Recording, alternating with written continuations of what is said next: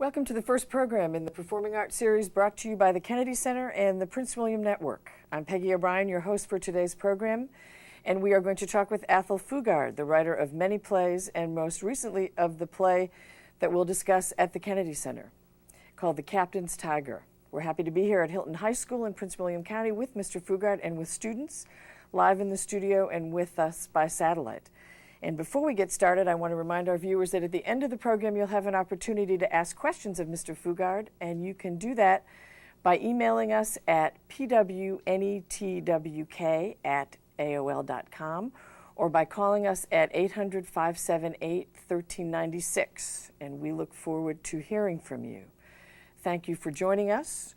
Thank you for joining us. Athol Fugard, you are a hugely celebrated playwright, and you're the author of many plays. Master Harold and the Boys, and A Lesson from Aloes, and Sizwe Banzi is Dead, and Blood Knot are only a few of them. And they're a few of your most well-known works. And Master Harold and the Boys is something that we can see on video, starring James Earl Jones and Zakes Mokai and Matthew Broderick. Most of the students who will be watching this program have not seen The Captain's Tiger, but we'll be able to give them a taste of the play and of the playwright himself, and of the way he works and the way he thinks. The Captain's Tiger, on stage now at the Kennedy Center, has been on stage at the La Jolla Playhouse in California, also at the McCarter Theater in Princeton, New Jersey, and next will be on stage at the Manhattan Theater Club in New York City. It takes place on board a ship and in the imagination of a 20-year-old boy who is the Captain's Tiger, and you can tell me if I have this right. 3 actors in this play and 4 characters. The author of the play, the Tiger, who is the captain's servant, who is a young, just starting out writer, Betty, who's a character in the novel that Tiger is writing on board ship, and the Donkey Man, who is an African laborer on the ship, a black man from Kenya, and a friend of the Tiger's. Athol Fugard, you are the writer and the director, and you play 2 parts in this play, and this is a play about your life. So tell us first off, how much of this play is about your life and from your life? It is totally autobiographical. At the age of 20 years, I hitchhiked up through Africa. I found myself stranded in Port Sudan, and a stroke of luck, I landed on board a ship, the SS Gregor, and sailed around the world. And it was during the time on that ship that I made my first attempt to be a writer. I was going to write a novel based on my mother's life. My mother was a very, very important, and continues to be a very, very important presence in my life. All the incidents and facts of the play are accurate, are truthful.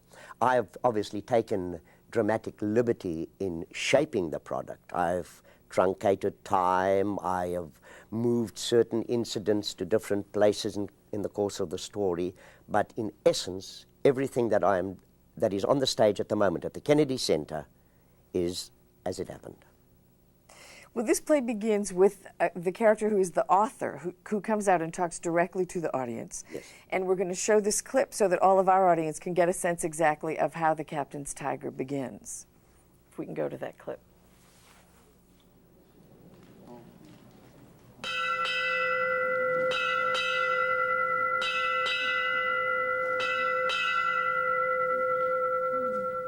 Bells, end of the watch.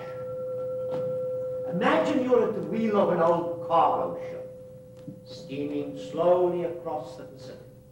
It's the dead man's watch, midnight to 4 a.m., so the wheelhouse is dimly lit. In front of you is the illuminated face of the compass.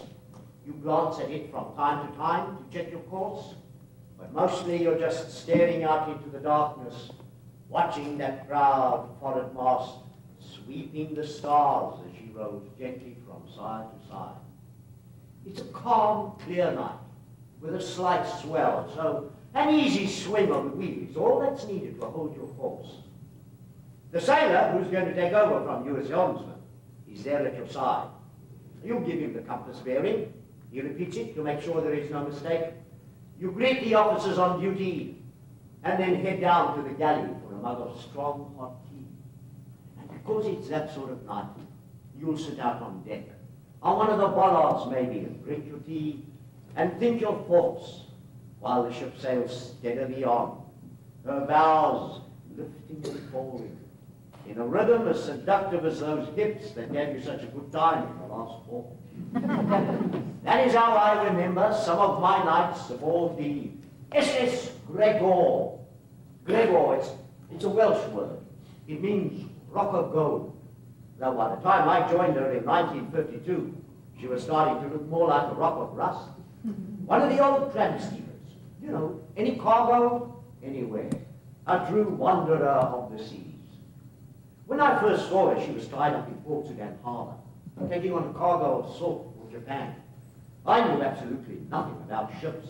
I thought she looked very impressive as I stood there on the quayside, watching the harbor cranes dump avalanches of gleaming white crystals into her holds.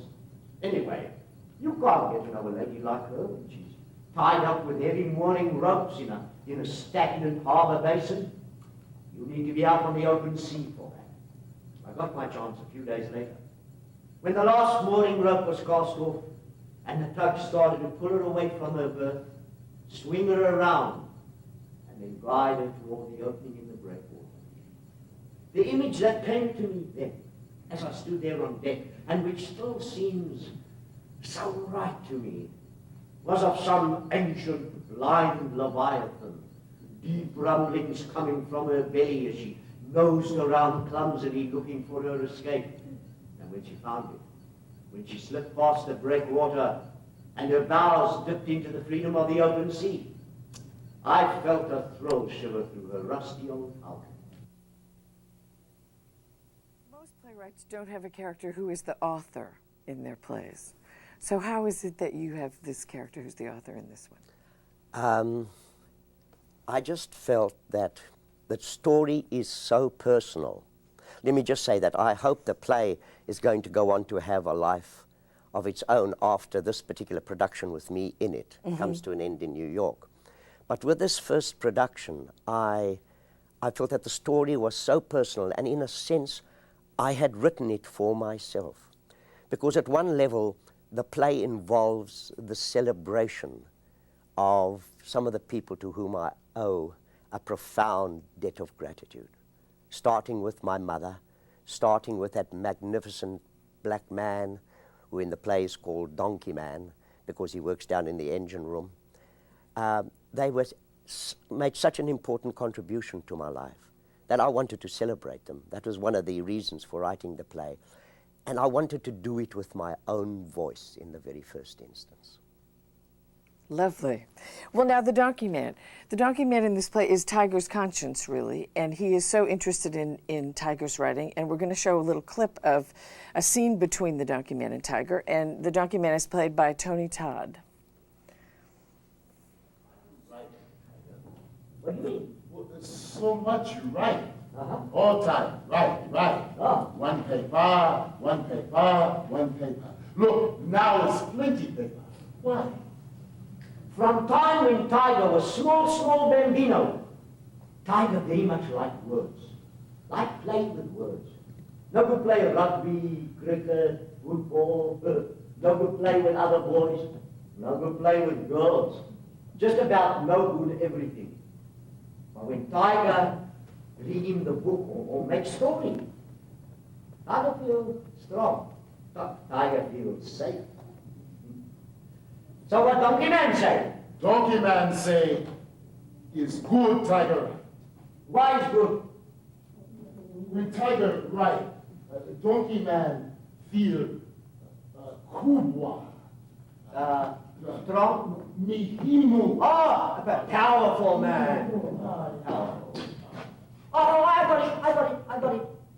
Congratulatory. Well done, Tiger. Sigaliza. Oh, okay. Sawa. You listen. Tiger, little brother for Donkey Man. So, Donkey Man, big brother for Tiger. Indeed, when big brother see little brother do big thing, do good thing, Yeah. what big brother feel? When little brother do good thing, big thing. Proud. That's the word you're looking for. Proud. Tiger right. Donkey Man feel. You go sleep now. Okay. 2 days, Ujapani. Hey. Bakaduma. Okay. Lala Salama. Lala Salama, big brother. There's just one point I would like to make about that clip before we start talking about it possibly, is that in that scene, although it's me at the age of 65 on stage there with Donkey Man, I'm really the 20-year-old boy. The play is a memory play, and in the way that the memory works is recalling those years, I go back as it were in time and imagine myself back on the ship. But obviously I'm 65 years old. But you're supposed to believe, or you're supposed to understand that you're looking at a 20-year-old boy on that stage.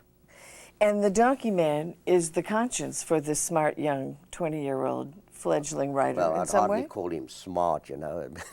but yes, he is the conscience. Right at the end of the play, I have a line, again, as myself, when I talk to the audience. I say that Donkey Man, as he comes back to me in my memory now, through all the years that have passed since then, as he comes back to me, he reminds me, and these are the exact words, he reminds me that I and my writing belong to a world where a lot of people can't put words on paper and tell their stories. In other words, Donkey Man gave me my first sense of the moral obligation I have, and which I continue to live with as a writer, the moral obligation I have in terms of a country where I grew up in and which I will always think of as home, to tell stories for people who themselves were unable to tell stories, simply because they were not literate. Right.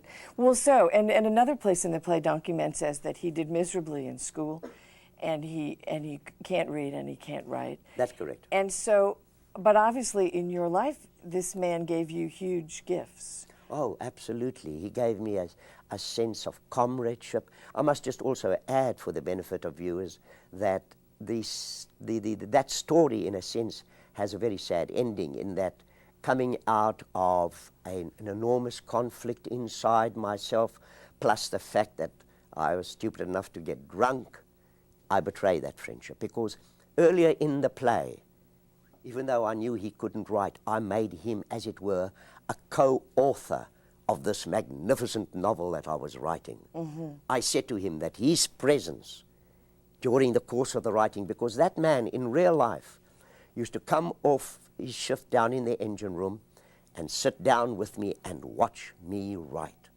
He watched me virtually write every word of that novel, which I eventually threw into a lagoon in Fiji. And I did that without talking to him about it, without asking him if I could abandon this piece of writing that I had made him co-author of. So there was a betrayal there on my side. And you learned from that too. Oh, I learned enormously from that, yes. And it's interesting, the play that is in a sense the one before this, this play is a sequel to Master Harold and the Boys. And in Master Harold and the Boys as well, there is a betrayal of a friendship by me. You give us a sense in this play of your relationship with Donkey Man, and all writers, I'm imagining, have a relationship with characters that they create. In this play, you give us a much more real sense of that with Betty, because she's a character in the novel that you're writing, and she's also a character in the play. So we want to show a little clip of Betty so people can have a look at her, and then we'll talk about her a bit. Betty is played by Felicity Jones in this production. I don't know how I'm going to get through everything today.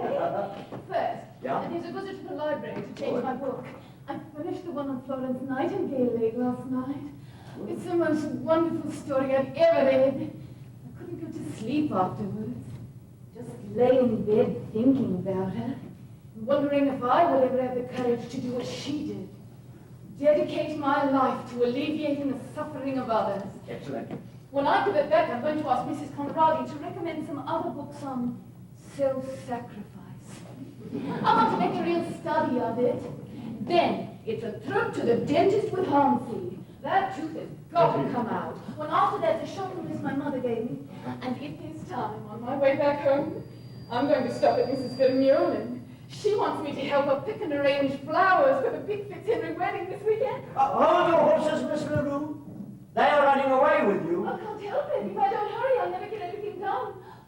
There's also my friend Matilda. I promised her we'd go for a long walk this afternoon and share secrets. It's ages since we've had one of our heart-to-heart talks. Oh, and if I can squeeze it in... No, you can't. Today is reserved for something else. Something rather special. Will you tell us a little about Betty? Yes, certainly. Firstly, just as the character, Betty is as it were, a reincarnation of my mother in my imagination. As I said earlier, I wanted to write a novel. I was writing a novel celebrating this magnificent woman that was my mother. And Betty is meant to be my recreation of her as a young woman. That is there actually in a photograph that I still have on the desk where I write. There is this photograph of a beautiful, strong-faced young woman, all in white, etc., etc. So that real presence, and she also continues to be a presence all through my life. And that's a reincarnation of her. Now, the important thing about her in this play is that those are totally imaginary or imagined fantasy episodes. I find personally as a writer that when I am writing a play, whether it's just with one character or two characters or three characters, in the process of writing the play, I'm actually having a dialogue with the character I'm writing. They say yes to some of the things I do, they say no to some of the things I do, and I have to scratch them out and try again. There is a really living dialogue going on in my head with this imaginary character on paper. And that is the dramatic device that I used in this instance. I dramatized that dialogue by creating the character I was writing about as an actual presence on the stage. And that's how the mechanics of those scenes work.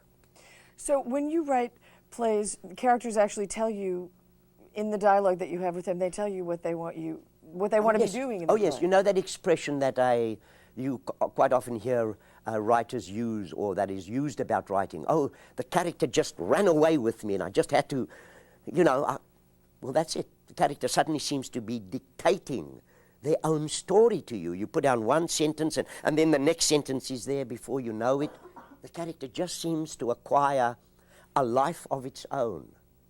And it's very interesting is that when you betray that life, the character says no.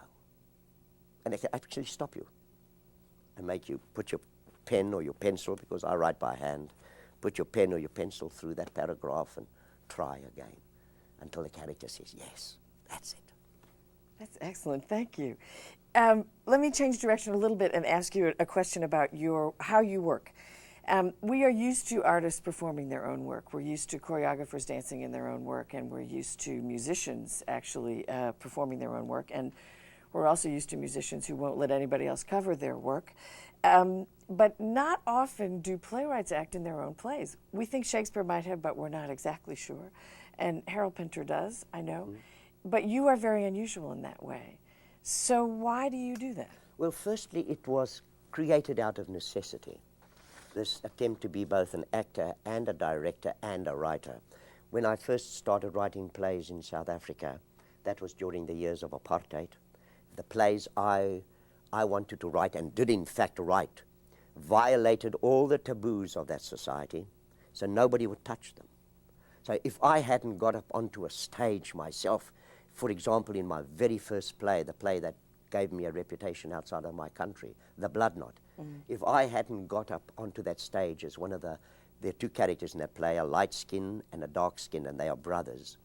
If I hadn't got up onto the stage as a light-skinned brother, that play would have never seen the light of day, and I might not, in fact, be sitting here talking to you, Peggy. And so born out of necessity, I developed a certain technique as an actor, though I don't consider myself really an actor. And I kept doing that as the formative years unfolded.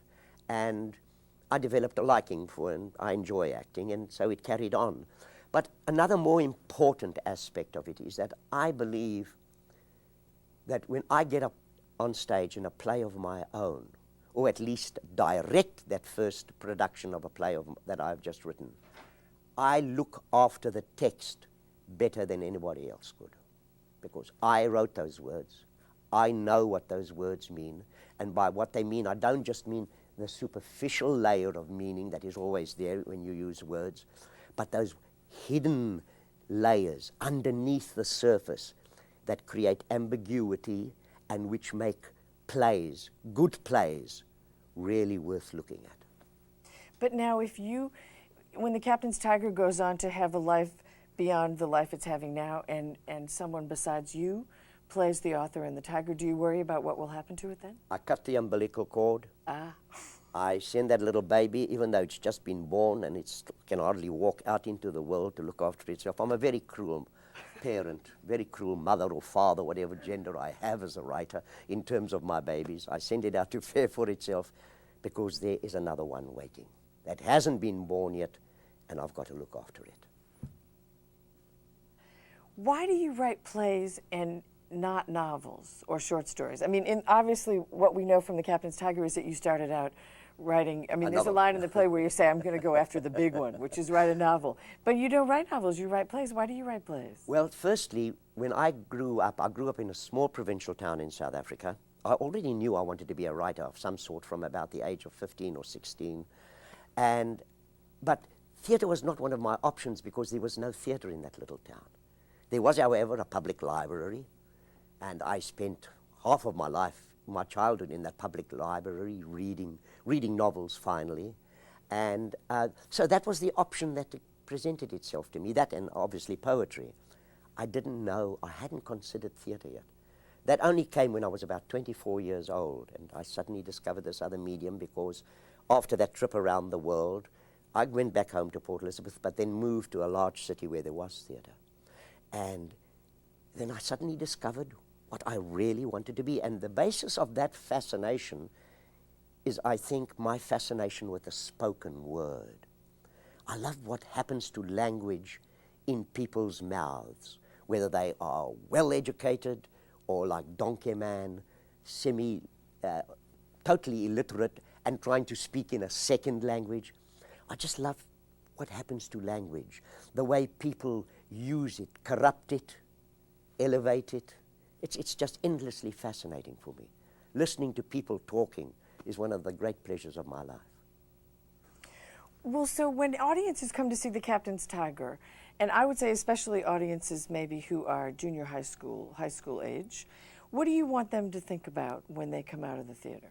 Well, you know, in that opening monologue, their very first clip, where I speak to the audience as the author, as the man I am now, and tell them that I joined the ship, etc., etc.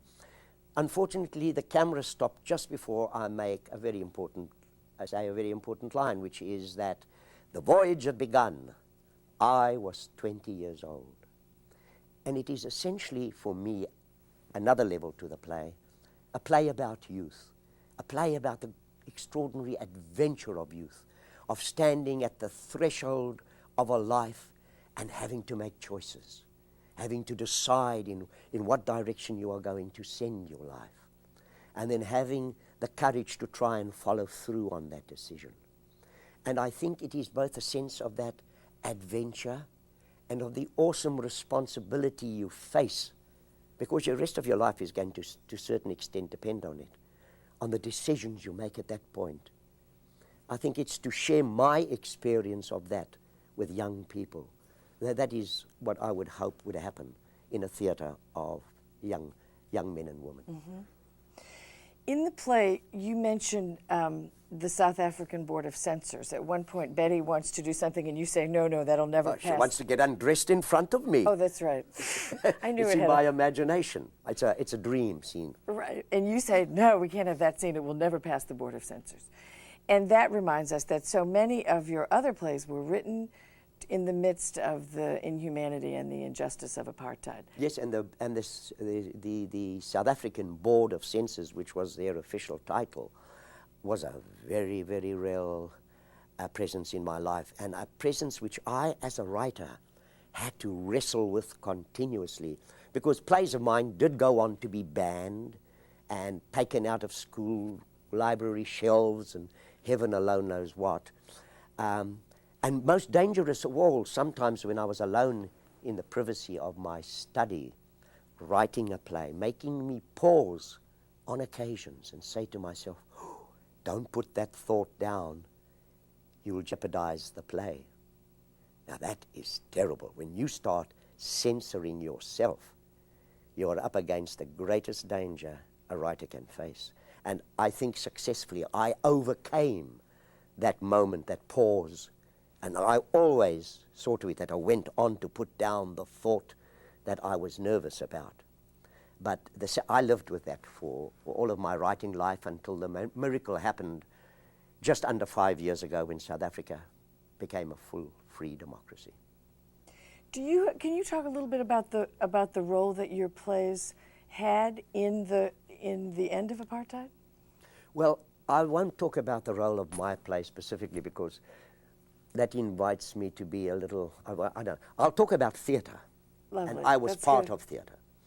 I have no doubt whatsoever, as I sit here talking to you, Betty, that the reason for the extraordinary, miraculous, peaceful change in my society was in some measure due to the presence of a theatre in South Africa that spoke out bravely, courageously, and with no self-censoring against the evils of that system and of what it saw happening around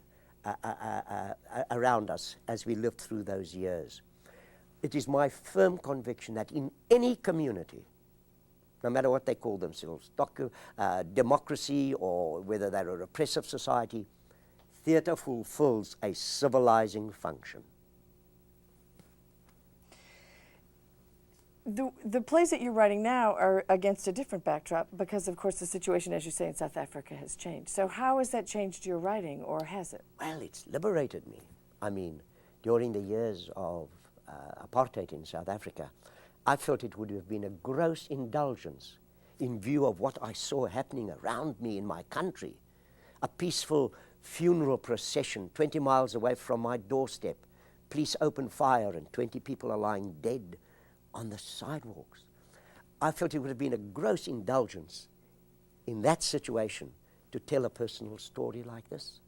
There were other stories that had so much more urgent acclaim on whatever ability I have as a writer.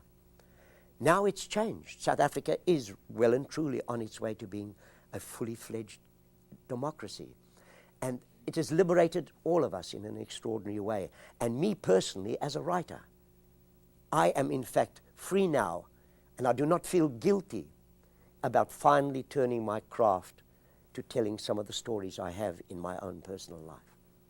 Does it make writing easier or more difficult, or No, just it never different? gets easier. Ah. And my experience has been that it has only got more and more difficult as the years advance. Nothing that I've written behind me helps me write the next one. Well, now, in The Captain's Tiger, it's very clear that you are connected. The tiger is connected to his family, even though he's on a ship sailing all over the place. And we'd like to take a look at a clip in which the tiger is writing a letter home. If we could see that. Another letter, chock-a-block with good news. Firstly, I've made a friend. He is most probably the fiercest looking black man in Africa. But don't start worrying now, because he's in fact a jolly good bloke. He works down below in the engine room. Tell Dad, he is what is called a donkey man. That'll give him a chuckle. My other good news, Mom, is that there are now 69 pages of fairly legible handwriting stacked up on the table. I promise you, you won't be disappointed when one day you read Betty LaRue, the story of a South African woman. Intact in her soul are all those secret dreams and ambitions of yours. I'll be posting this letter in Colombo, signing off on a balmy night out in the Indian Ocean, the captain's tiger. P.S. Tell Dad I haven't forgotten him. He'll be getting his own letter very soon. You say. There's a very dramatic turn in this play that involves your father, even though your father is not a character on stage in this play. And we know just from the play that your father was not an easy father to have. So could you talk a little bit about him and his role in your life? Yes, I can, because he also is still a very real presence in my life, and one that I haven't really resolved yet. Excuse me. What I think I should start off saying is that I loved him. I really loved my father.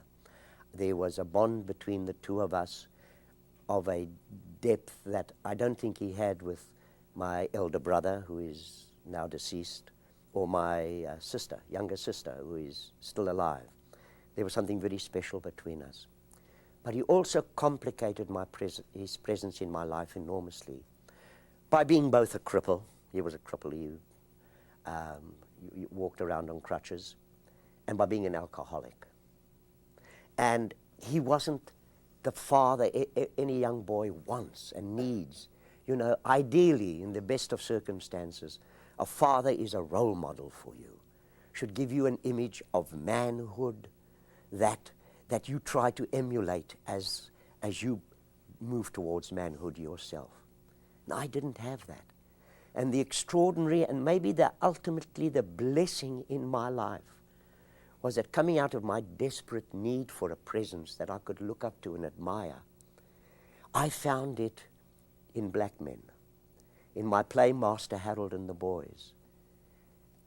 The black man who worked for my family as a waiter in the little tea room my mother had, named Sam, he was a kind of a surrogate father.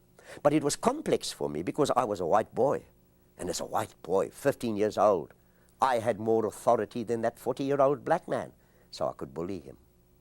And he couldn't touch me.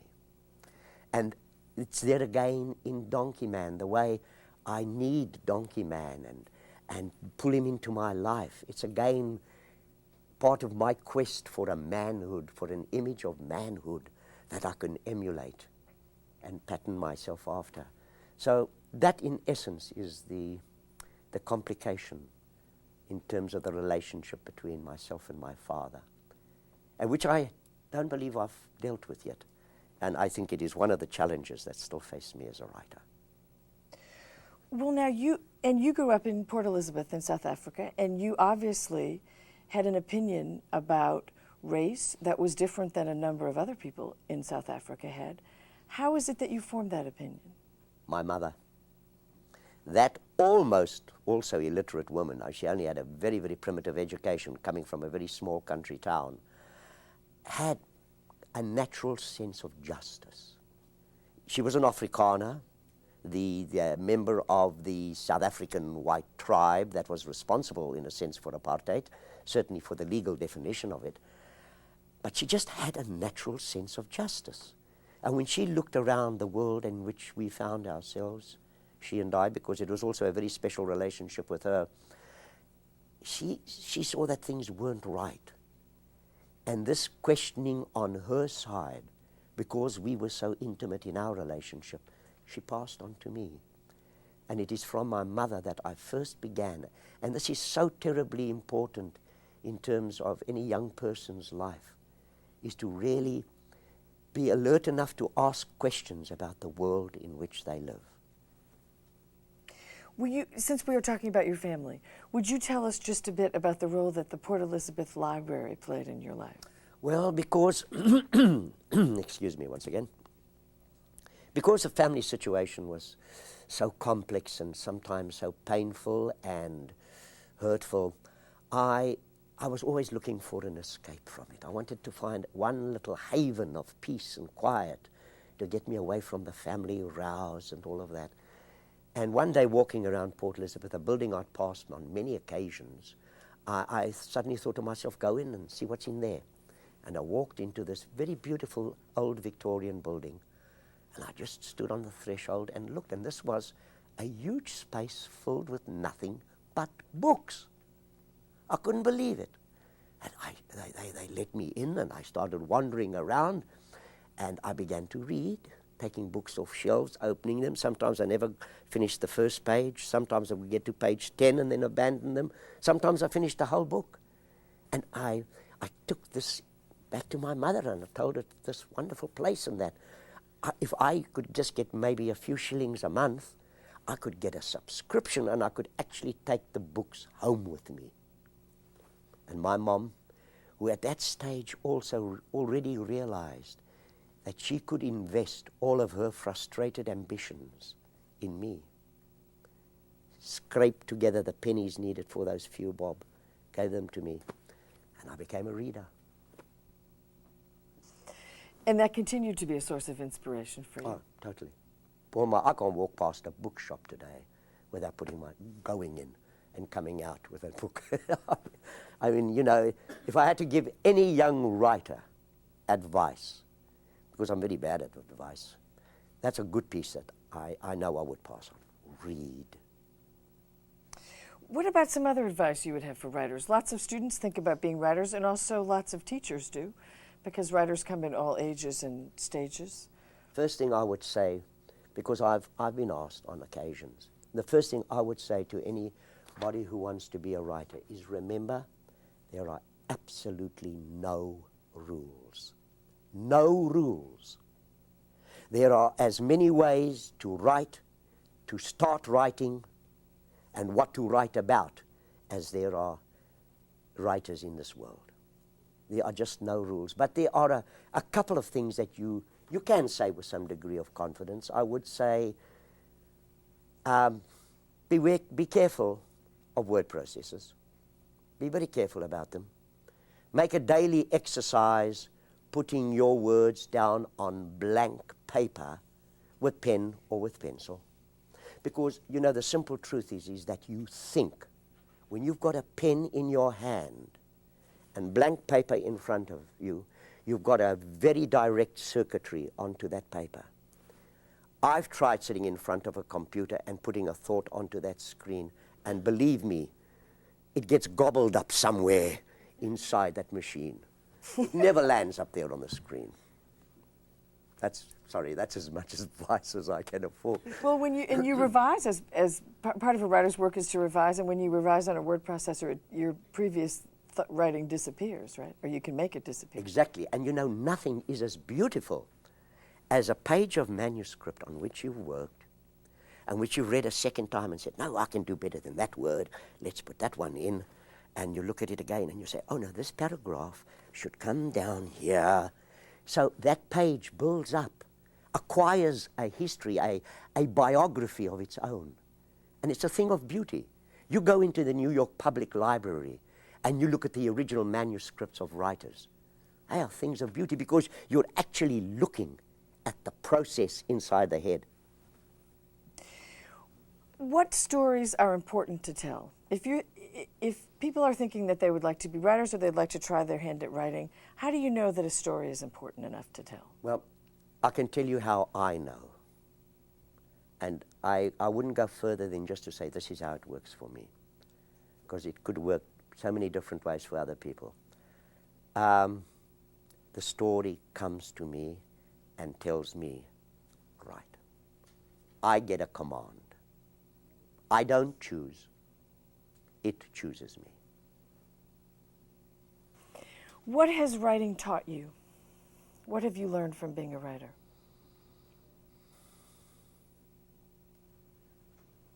To love silence, privacy. I don't know. Well, it's fulfilled my life beyond anything I could actually put into words. It has just enriched me. And in a sense, you know, I once described writing as man's most significant attempt at shaking his fist at mortality. Or woman's. Shaking your fist at mortality. Not that I'm in search of immortality, but I do know that some of the words I've put on paper will be alive and living in other people's mouths after I've gone.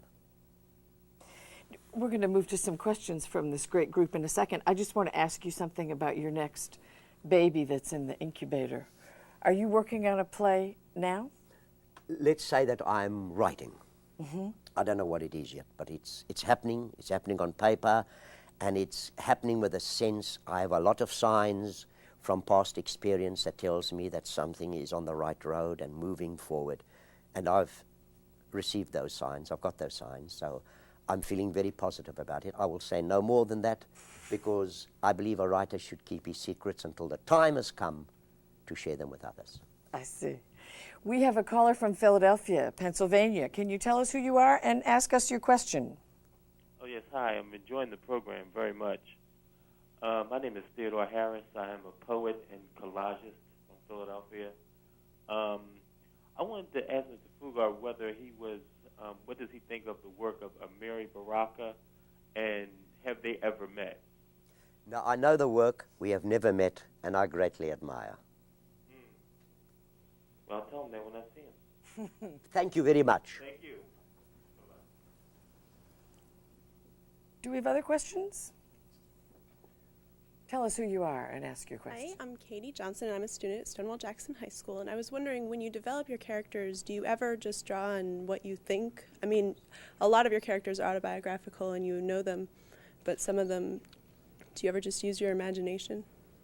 Well, that's a very good question, because, you know, when I look back over the series of characters I've created, I can so clearly see how in so many of them there is an aspect of myself hidden in the character.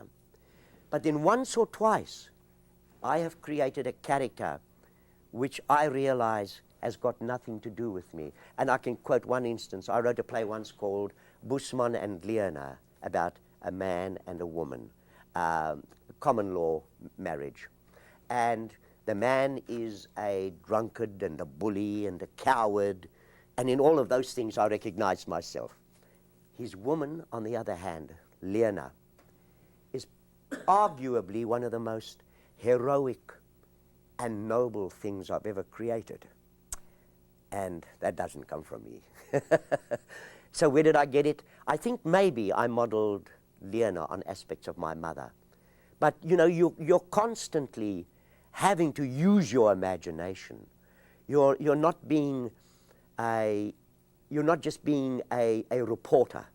You are using your imagination, because the characters you're writing about are living in and surrounded by circumstances that you yourself personally have never created.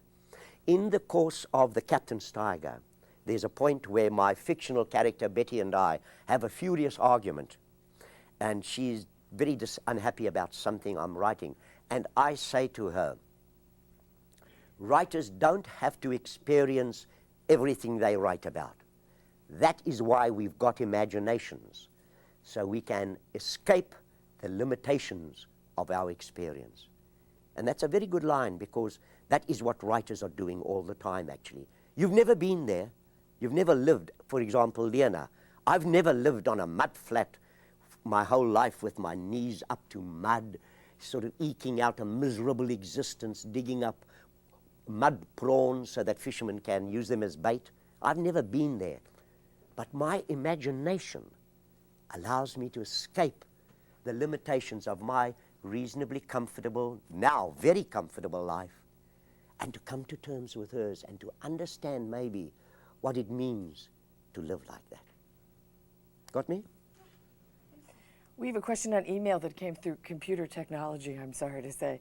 And you can email us at pwnetwk@aol.com or call with a question at 1-800-578-1396. The email question is from Virginia, and it's this. It says you were on stage in The Captain's Tiger for 2 hours without intermission. How do you prepare for that on a daily basis? Well, from about midday every day, now that I'm on stage, and this happens regardless of The Captain's Tiger or any other it happens to all plays that I happen to be acting in.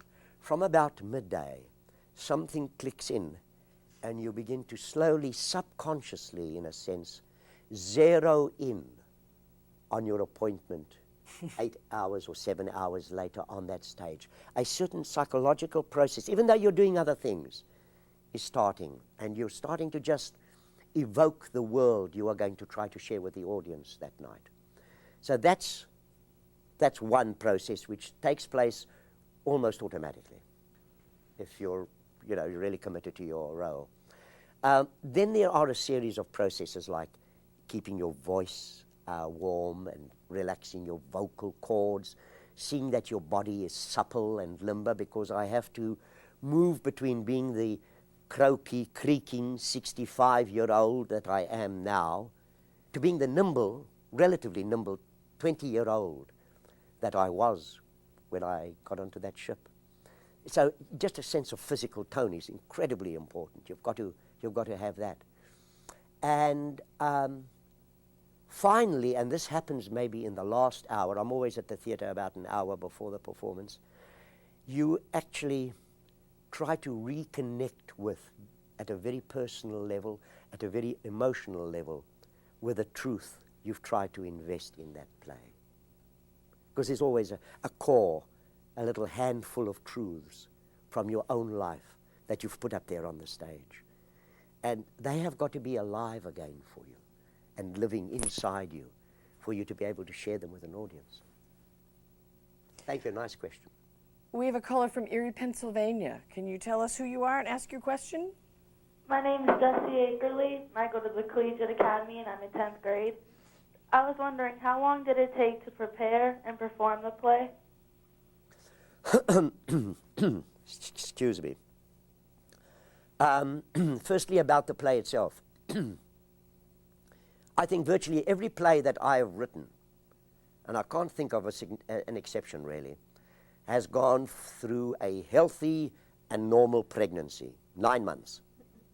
And that is from the time I put that stack of paper in front of me and number the first page, page number 1, and I start writing.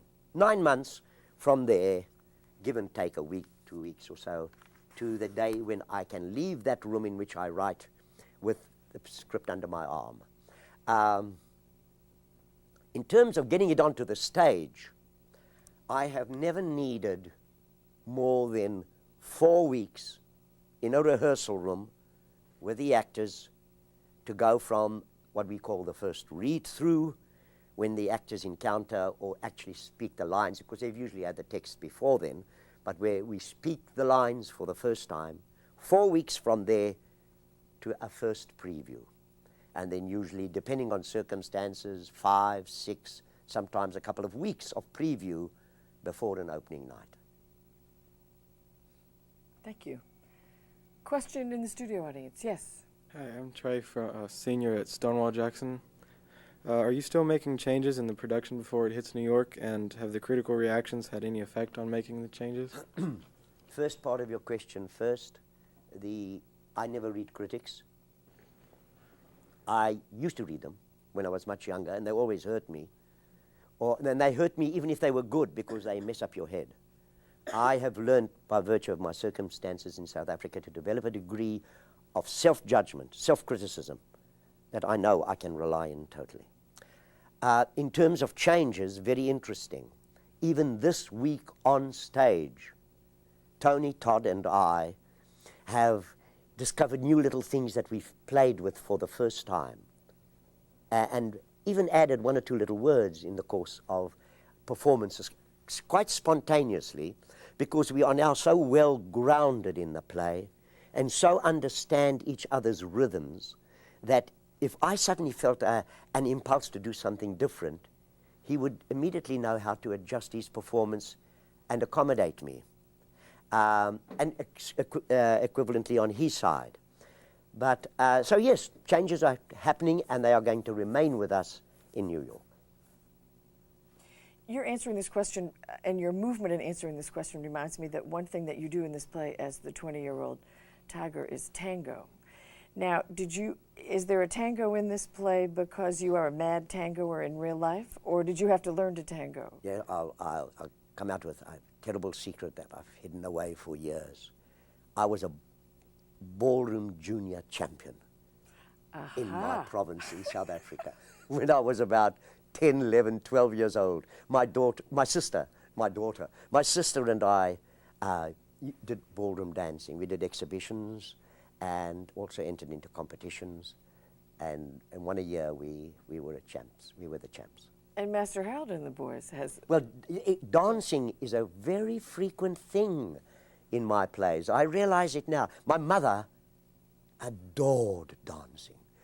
She had a wardrobe, finally a wardrobe of evening dresses all the way down to the ankles with sequins and flowers and spangles. Oh, God, did she love dancing, and I think I got it from her. Question, yes. Hi, I'm a senior at Stonewall Jackson High School, and my name is T. Rich. And my question was, how about the titles of Master Harold and the Captain's Tiger? Sorry, I didn't quite get that. The titles of Master Harold. Harold and the boys. And the Captain's Tiger. Yes. Where do those titles come from? Mm-hmm. Oh, sorry, yes, we should have possibly explained that. Master Harold and the boys. There is a point in the play when things get out of hand between myself and the two wonderful black men who worked for my mother. And this 15-year-old boy who has been called all through the play, they have been calling him by his nickname, Hally, which is like a diminutive of Harold. He suddenly pulls rank on them, 15 years old, and he says, because he's losing the argument, and he says, from now on, I want you both to call me Master Harold, which is in fact, in terms of the way apartheid worked, the way they should have addressed me as a little white boy. So that's where that title comes from. And it also means that I am Master Harold and you chaps are just boys, even though you're 40 years old. The Captain's Tiger comes from, it's a bit of sailor's jargon. In the old days of sailing, one sailor always had the responsibility of looking after the captain. He was his kind of butler, his personal attendant. He would lay out his clothes in the morning, run the bath, serve him his meals, all of that sort of stuff. And in sailor's jargon, that sailor was called the Captain's Tiger. Okay? We have another telephone caller from Erie, Pennsylvania. Tell us who you are and ask your question, please. Hi, I'm Gabrielle Steitler, and my question is, what was your favorite book when you were younger, and what's your favorite book now? Good question. That's a hell of a... Oh, well, I know exactly what my favorite book... Well, there were a lot of wonderful books that I discovered. But I think the one that still lingers, and which I go back to periodically and read from page to page, and he is very much there in this play, is Tolstoy's Anna Karenina. I just found that the most extraordinary story. I mean, that story, well, if you haven't read it, I urge you to get a hold of a copy of it and read it. It's magnificent. My favorite book now, and I have no hesitation in saying this, it's going to come as a surprise to you, it's the Oxford English Dictionary. The full edition, the big one, which they now have on CD-ROM, so I can carry that 50-pound weight of pages around with me, because I do have a small laptop. And I don't know, my love of language has got totally out of control now. I think I spend more time reading the Oxford English Dictionary than I do reading fiction. Thank you. Question from the studio audience. Yes, I'm Jennifer, and I'm a STEM student, and was there a way that you used to overcome that not worthy feeling that plagues and paralyzes the would-be writer or playwright? I have a joke. Sorry, I've got mucus on my vocal cords, so that's the reason I have a joke, firstly, which is that when writers have asked me, how do you start writing? And I say to them, wait for a moment when the paper isn't looking at you. You know what I mean? But there is a truth in it.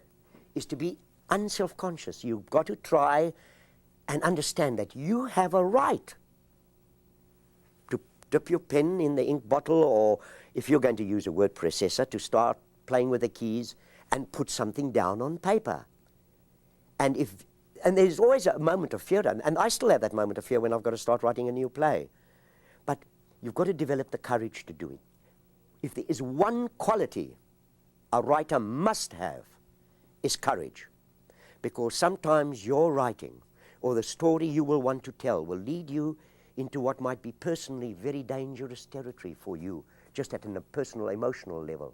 Or, as was the case with me in my country, South Africa, during those years of apartheid and oppression, lead me into a very dangerous area just in terms of the authority, around the governing authority of the country, which was, very censorial of any criticism. Courage. Know firstly that you've got the right to make a mistake on paper. And to hell with making mistakes, that's how you learn.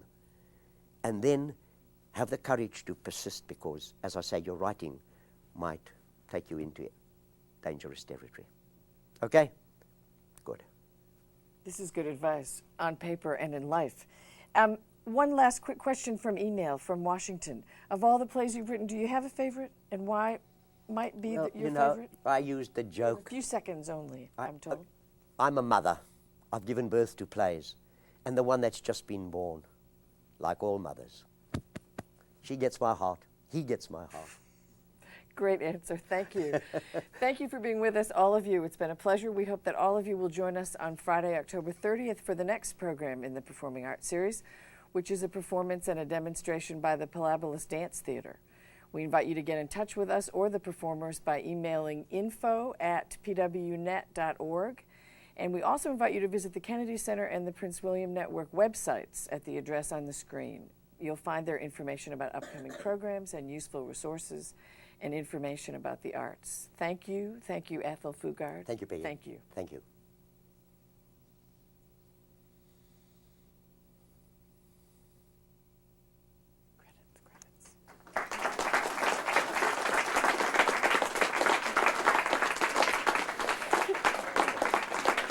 Where do we have fun? It's very much fun to talk to you. It's so much fun to talk to you.